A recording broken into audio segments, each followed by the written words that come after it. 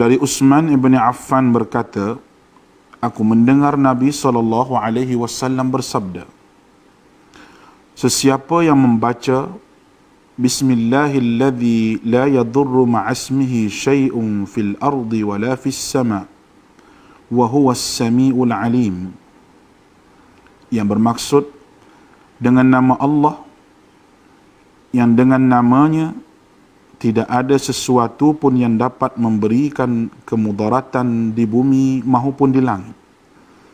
Dialah yang maha mendengar lagi maha mengetahui.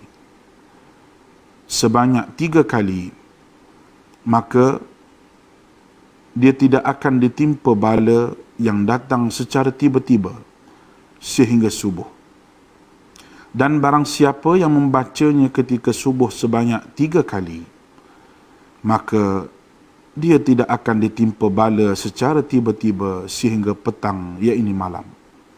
Hadis rawahu Abu Dawud menurut Syekh Syu'ib Al-Arnud. Hadis ini adalah hasan.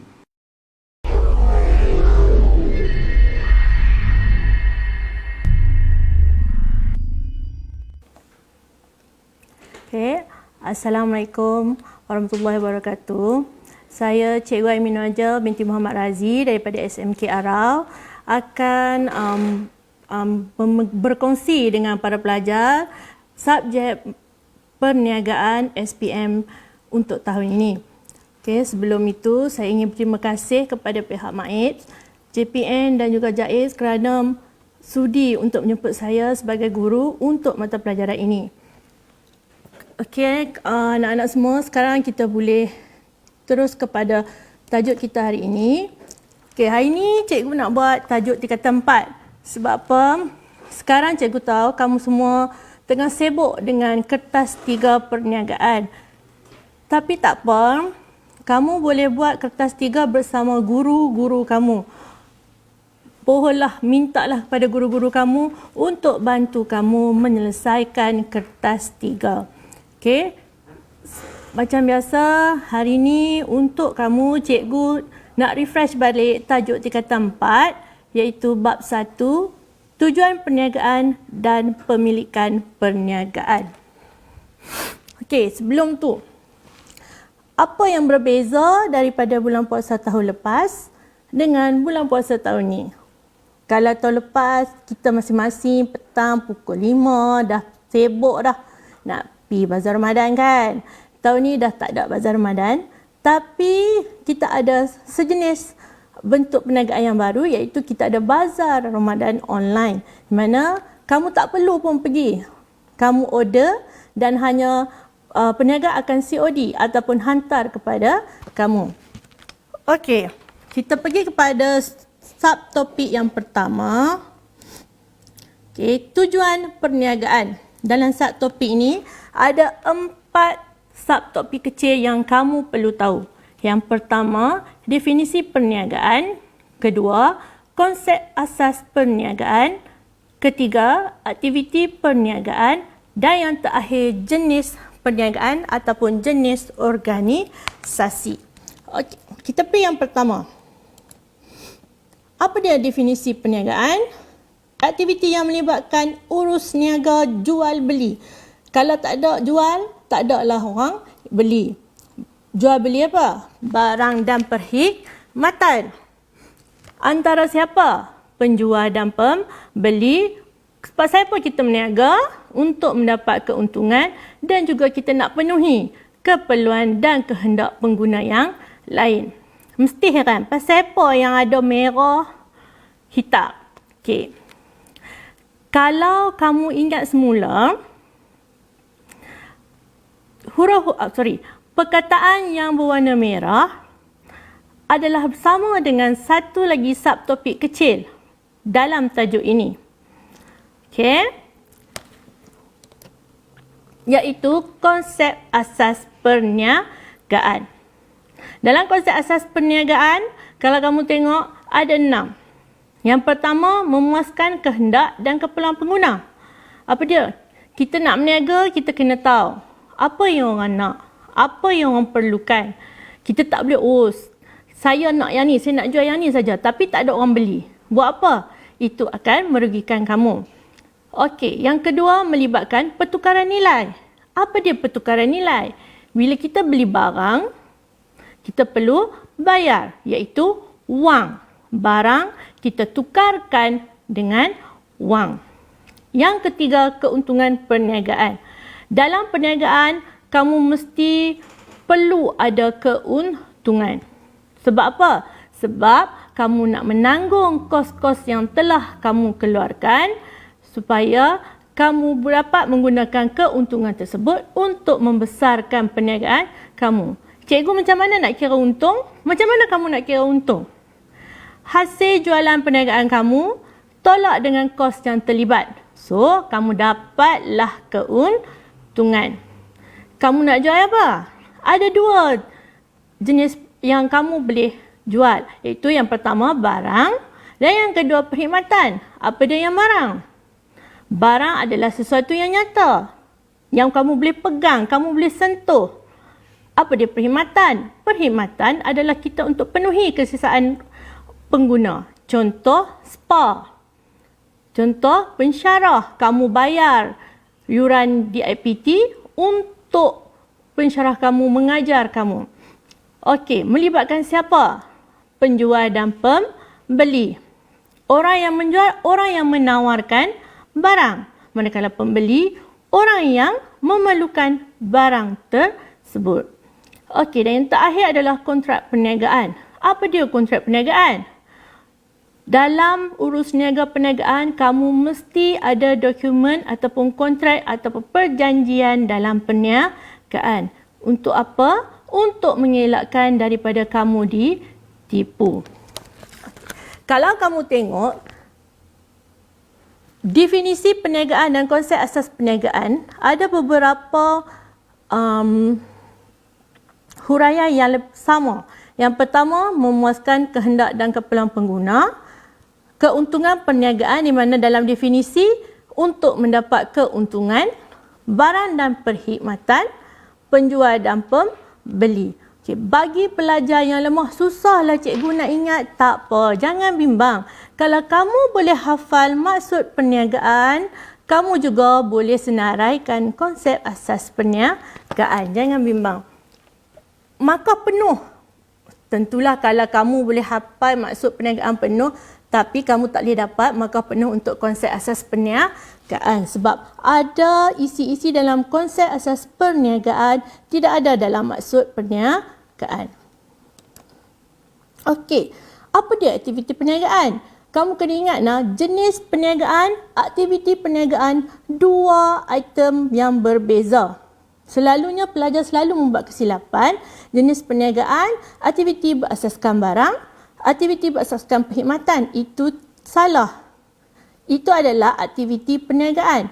Aktiviti perniagaan melibatkan satu, berasaskan barang dan yang kedua, berasaskan perkhidmatan. Okey. Jenis organisasi ataupun jenis perniagaan.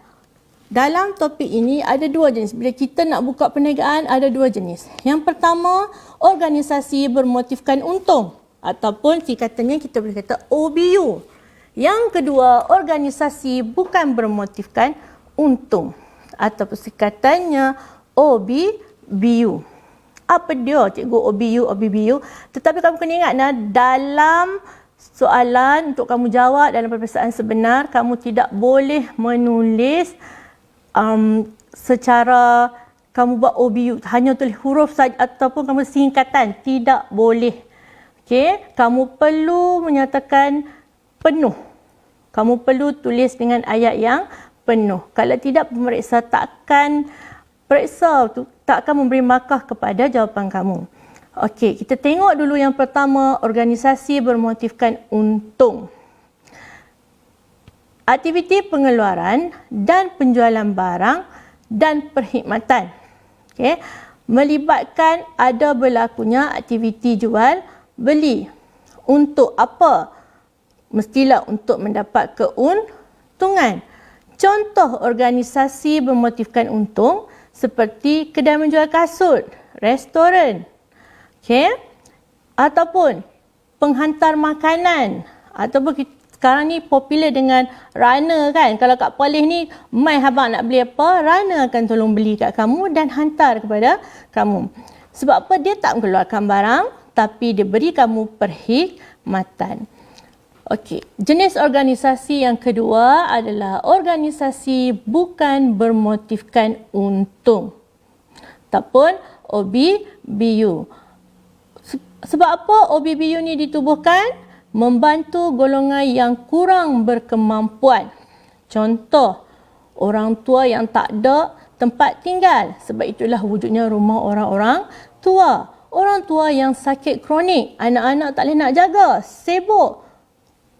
Atau dan seterusnya rumah anak-anak yatim. Di mana kita tempatkan anak-anak yatim di rumah anak-anak yatim. Itu juga dikenali sebagai OBBU. Macam mana mereka berniaga? Macam mana OBBU ni nak dapat duit? Okey, ada 3 kaedah perniagaan yang dijalankan oleh OBBU ataupun organisasi bukan bermotifkan untung. Yang pertama, secara percuma. Dia buat barang, dia jual tapi tidak kenakan bayaran. Yang kedua, jualan pada harga kos. Banyak mana kos yang dikeluarkan untuk membuatkan satu barang, banyak itulah dikenakan kepada pembeli. Dan yang ketiga, jualan pada harga di bawah kos. Contoh, you buat satu barang berharga kos yang kamu buat berharga RM10, tapi kamu jual balik kurang daripada nilai RM10. Sebab apa OBBU ditubuhkan? Untuk memberi keselesaan kepada yang memerlukan. Contoh, rumah anak-anak yatim. Okey, seterusnya kita masuk kepada subtopik yang kedua, iaitu bentuk pemilikan perniagaan. Kalau kamu tengok di slide cikgu nyatakan ataupun cikgu senaraikan ada 6 bentuk pemilikan perniagaan yang ada di sekitar kita. Yang pertama, milikan tunggal. Yang kedua, perkongsian. Yang ketiga, syarikat berhad. Yang keempat, koperasi. Yang kelima, franchise. Dan yang terakhir, usaha sama. Pasal apa cikgu ambil bulat-bulat ni semakin membesar? Ya, itulah kan. Kalau kita tengok apa motif, sebenarnya ada ya. Sebab apa? Daripada milikan tunggal tu satu. Kemudian bila kamu tengok usaha sama tu, kalau kamu tengok bulatan tu besar, maksudnya perniagaan tu semakin membesar. Okey, cikgu bagi contoh, milikan tunggal seorang, kemudian perkongsian. You berkongsi pula dengan orang lain untuk melakukan perniagaan. Lepas semakin maju, you tukar kepada syarikat berhad. Di mana syarikat berhad ada 2 jenis, iaitu syarikat senior berhad dan juga syarikat awam berhad. Seterusnya, koperasi. Saya pasti anak-anak saya tak kalah tak kenal koperasi. You pergi sekolah, you pergi beli pensel, you beli buku, you beli di mana? Di koperasi sekolah kan? Okey, fungsinya sama. Okey, kemudian franchise. Cikgu, franchise ni apa? Cas apa? Agak-agak kamu apa? Siapa tahu McDonald? Siapa tak pernah makan? Tak kalah tak pernah makan kan? KFC. Lagi apa lagi yang ada? Kalau tengok kedai gunting rambut pun semakin banyak yang dah buka secara franchise, iaitu kedai ni selalunya dia menggunakan jenama yang popular ataupun telah maju. Dan yang ketiga, usaha sama. Tapi hari ini cikgu akan bincangkan hanya 2 sahaja, iaitu milikan tunggal dan perkongsian.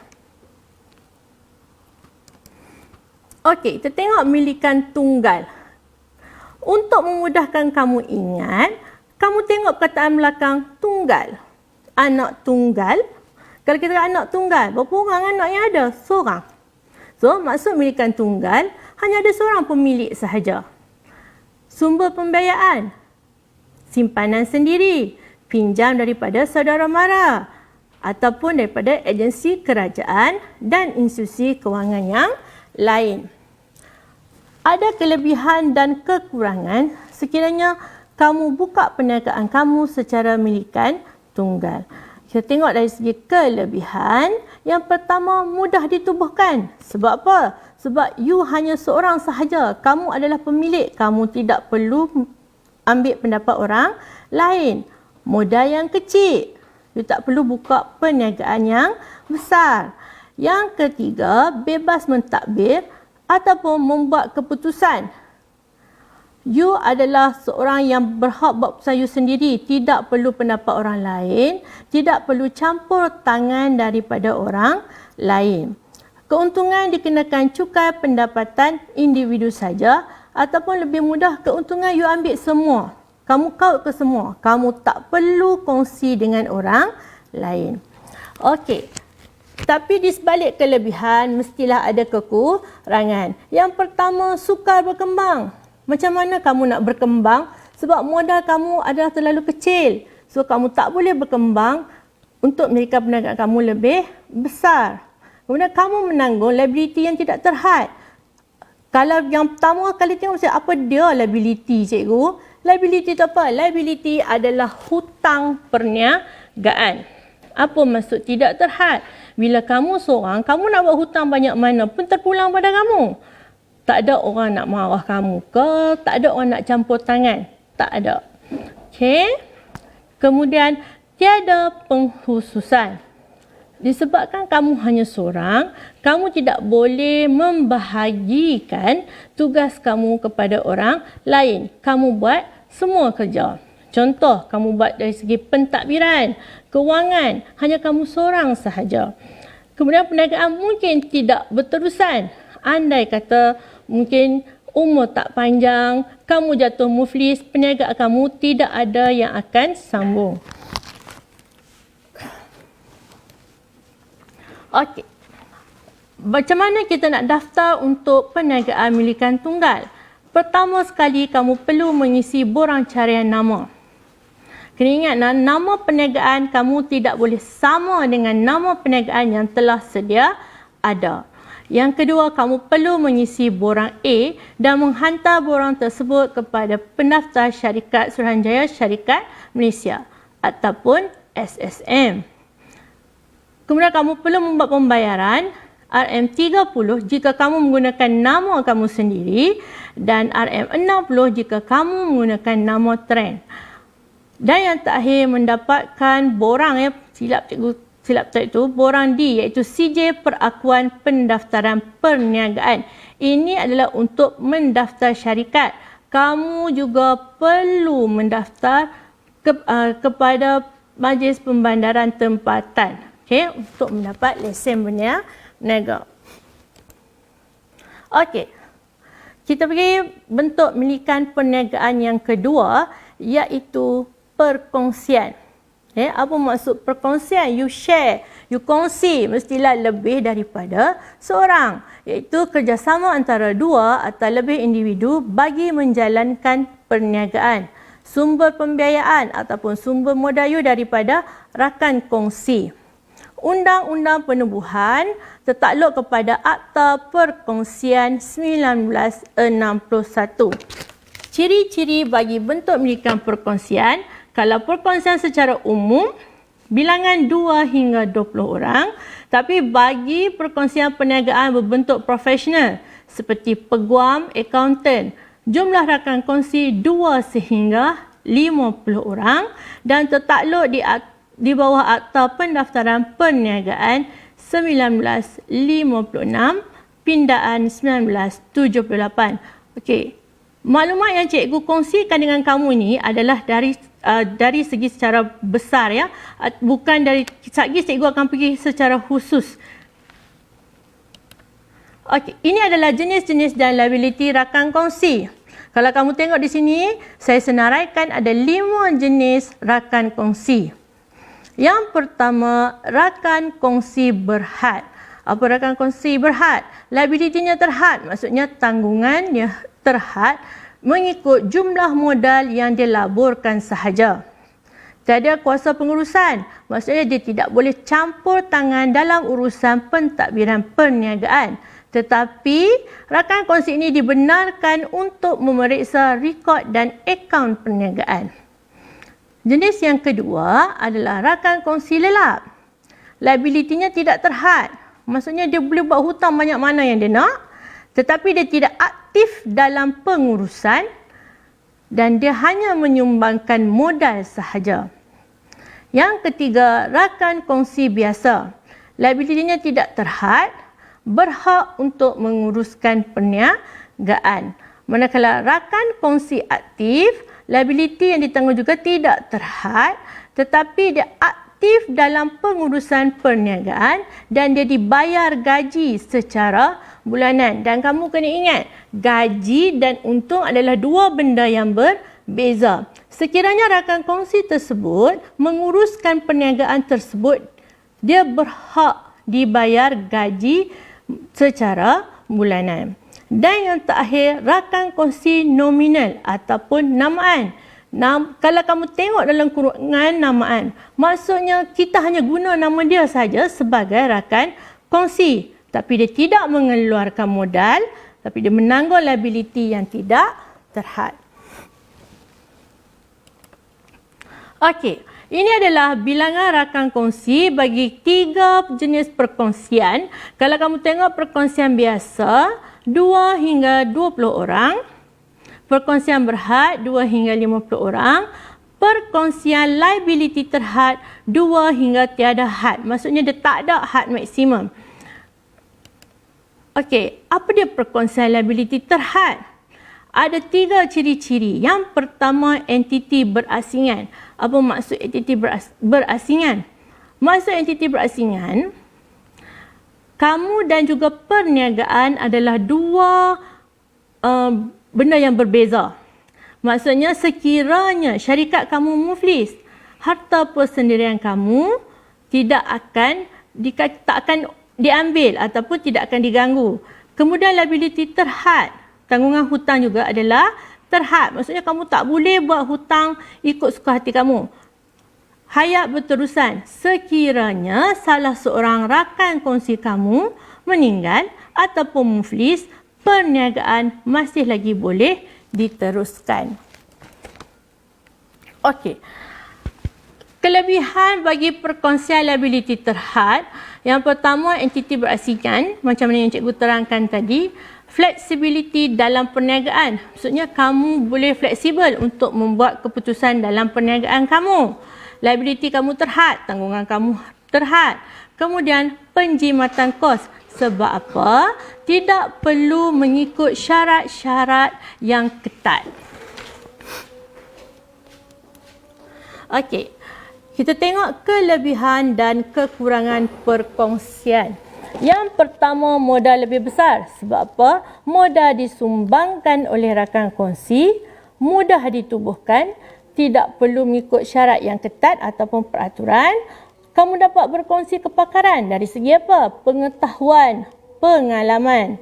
Okey, tapi ada juga kekurangannya. Modal terhad sebab bilangan rakan kongsi tidak seperti syarikat berhad. Perniagaan tidak berterusan. Okey. Maksud tidak berterusan, ini secara umum ya. Kalau tidak berterusan ni, kalau kata ada ahli rakan kongsi kamu yang meninggal, perniagaan perlu ditutup. Maksudnya perniagaan dah tak boleh diteruskan. Liability tidak terhad. So, hutang kamu boleh buat banyak mana yang kamu nak. Tiada had. Apa tanggungjawab kamu sebagai rakan kongsi? Yang pertama, menjaga kepentingan rakan kongsi kamu. Yang kedua, melindungi rahsia perniagaan. Cikgu apa dia rahsia perniagaan? Yang pertama, dari segi kamu punya kewangan. Kamu tidak boleh hebahkan kewangan syarikat kamu kepada orang lain. Dan juga dari segi pentadbiran. Yang ketiga, mencari peluang dan sumber tambahan. Macam mana kamu boleh membantu untuk mengembangkan lagi perniagaan kamu. Dan yang keempat, memberi idea dan pendapat. Apabila berlaku masalah dalam perniagaan, kamu boleh memberi cadangan ataupun pendapat untuk selesaikan masalah tersebut. Okey. Sekarang kita tengok contoh soalan bagi topik ni. Yang pertama, jelaskan tujuan perniagaan. Bila kamu nak menjawab soalan, yang pertama sekali kamu wajib melihat kata tugas, iaitu jelaskan contoh ya, cikgu bagi jelaskan, terangkan, huraikan, nyatakan. Itu adalah contoh-contoh kata tugas. Yang kedua, kamu perlu cari apa kata kunci dalam soalan. Apa dia kata kunci? Iaitu untuk pandu kamu untuk jawab soalan. Dan yang paling penting, tengoklah jumlah markah yang tertulis di hujung. Sebab apa? Kamu yakin kamu jawab betul, tetapi sebenarnya kamu jawab tak cukup isi. So, kamu tak dapat markah penuh. Kalau kita tengok soalan nombor 1 ni, jelaskan tujuan perniagaan. So, kata tugas jelaskan, maksudnya kamu hanya bagi huraian. Okay? Okey, ini jawapan bagi soalan nombor 1. Yang pertama, memuaskan kehendak dan keperluan pengguna. Yang kedua, bermotifkan untung ataupun OBU. Tidak bermotifkan untung ataupun OBBU. Menawarkan barang dan perkhidmatan. Melibatkan pertukaran. Okey, kalau kamu tengok jawapan yang diberi ini, kalau kata kamu tak ingat tujuan perniagaan, kamu boleh hafal maksud ataupun definisi perniagaan. Okey, yang kedua, gambar di bawah menunjukkan dua jenis organisasi perniagaan yang terdapat di Malaysia. Diberi rangsangan iaitu gambar kepada kamu. Gambar A, rumah anak-anak yatim dan asnaf, dan gambar B diberi logo AirAsia ataupun syarikat penerbangan AirAsia. Soalan, apakah perbezaan bagi kedua-dua jenis organisasi di atas? Kata kunci dalam soalan ni, kamu boleh tengok, kalau kamu tengok dalam gambar tersebut dah nyata dah. Papan tanda rumah anak-anak yatim tu pun kamu dah boleh teka dah, itu adalah jenis perniagaan OBBU. Manakala AirAsia, you beli tiket AirAsia, you beli tiket penerbangan, adakah tak apa, tak payah bayar, kami bagi free? Tak. You still kena bayar walaupun harga dia murah. Okey. Perbezaan. Apabila soalan yang melibatkan perbezaan, kena ingat wajib kamu buat kotak. Sebab apa? Dalam jawapan kamu untuk menunjukkan kamu tahu membuat perbezaan. Okay, tengok contoh jawapan. Okey. Organisasi bukan bermotif untung. Kamu dapat 1 markah. Sebab apa? Gambar A tu, yang ni kamu kena baca soalan betul-betul. Kalau kita tengok contoh soalan dalam buku teks ataupun contoh di mana-mana buku latihan, kebanyakannya gambar A itu dia akan letak OBU. Tapi dalam soalan ni, cikgu tukar tempat. Cikgu tukar tempat. Cikgu, salah ke? Kalaulah skema tu kata gambar A tu kita tak boleh tukar, kamu kena ikut seperti dalam gambar, salah. So, penat kamu tulis dalam kertas jawapan kamu tapi kamu tidak dapat markah sedangkan jawapan kamu betul. Okey. Menyediakan perkhidmatan kepada ahli dan masyarakat. You dapat lagi 1 markah. Yang ketiga, menjaga kebajikan ahli dan masyarakat. 1 markah. Dan yang terakhir, pembiayaan adalah daripada bayar yuran oleh ahli, derma dan juga sumbangan kerajaan. Okey, yang kedua, organisasi bermotifkan untung, mengeluarkan barang dan perkhidmatan, memaksimumkan keuntungan, sumbangan daripada pemilik, pinjaman dan keuntungan perniagaan. Okey, ini adalah bila kata tugas tunjukkan perbezaan. Kalaulah saya tukarkan kepada perbandingan, adakah kamu kena jawab benda yang sama? Ya, kamu tetap jawab benda yang sama, tetapi kamu perlu tambah persamaan bagi kedua-dua jenis organisasi. Itu beza antara perbezaan dan perbandingan. Okey, contoh soalan yang ketiga. Maklumat berikut berkaitan dengan bentuk meniagaan perniagaan. Yang ni cikgu bagi contoh cerita. Kalau tadi saya bagi gambar, yang ini saya bagi cerita. Alia merupakan seorang penjual nasi lemak di kawasan perumahan Permata. beliau menguruskan perniagaan secara bersendirian. Masa operasi bermula dari 7 pagi hingga jualannya habis. Kebanyakan pelanggannya terdiri daripada penduduk kawasan tersebut. Ini adalah soalan SPM 2019, iaitu soalan tahun lepas. Okey, 1 Roman, apakah jenis pemilikan perniagaan tersebut? Jelaskan kelebihan perniagaan di 1B1. Okey, jawapan. Melikan tunggal, kamu tak boleh jawab melikan seorang. Tidak boleh sebab bila fakta, kamu kena jawab jawapan yang tepat. Okey, soalan yang kedua, 2 Roman, mudah ditubuhkan, memerlukan modal yang kecil, bebas mentadbir ataupun membuat keputusan, keuntungan dikenakan cukai pendapatan individu. Okey, ini untuk melikan tunggal. Tahun ni nak keluar apa? Tak tahulah. Kita sama-sama tengok tahun depan. Soalan tahun ni keluar apa. Okey. Soalan seterusnya, maklumat berikut berkaitan dengan rakan kongsi perniagaan. Yang ni dia dah pandu kamu. Dia dah bagi tahu dah soalan ni pasal apa. You kena jawab apa, iaitu rakan kongsi. Puan Aina dan Puan Ati ialah rakan kongsi kepada sebuah butik pakaian. Butik tersebut diuruskan sepenuhnya oleh Puan Aina, manakala Puan Ati tiada masa untuk terlibat dalam hal ehwal perniagaan, memandangkan beliau sibuk dengan tugas menjahit pakaian untuk butik. Okey, soalan dia, terangkan jenis rakan kongsi yang terlibat dalam perniagaan tersebut. Kamu nampak kata tugas terangkan. Ingat, bila terangkan, you kena bagi fakta dan huraian.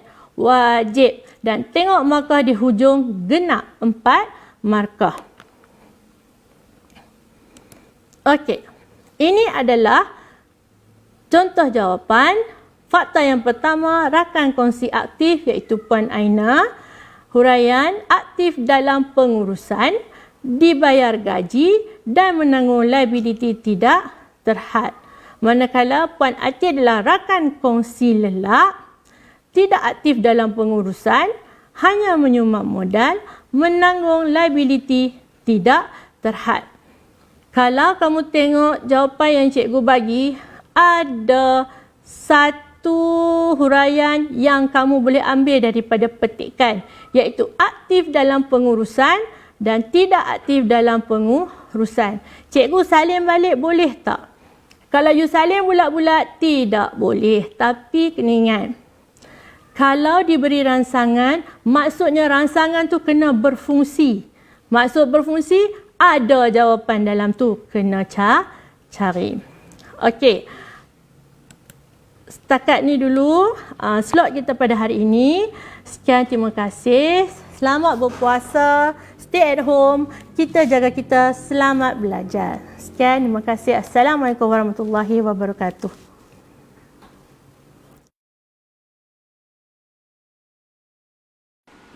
Daripada Anas bin Malik radhiyallahu anhu berkata, Nabi SAW pernah berdoa, Allahumma inni a'udzubika minal barasi wal jununi wal juzami wa min sayil asqam. Ya Allah, aku berlindung denganmu daripada penyakit sopak, penyakit gila, penyakit kusta dan penyakit-penyakit yang buruk. Hadis diriwayatkan oleh Al-Imam Abu Dawud dengan sanad yang sahih.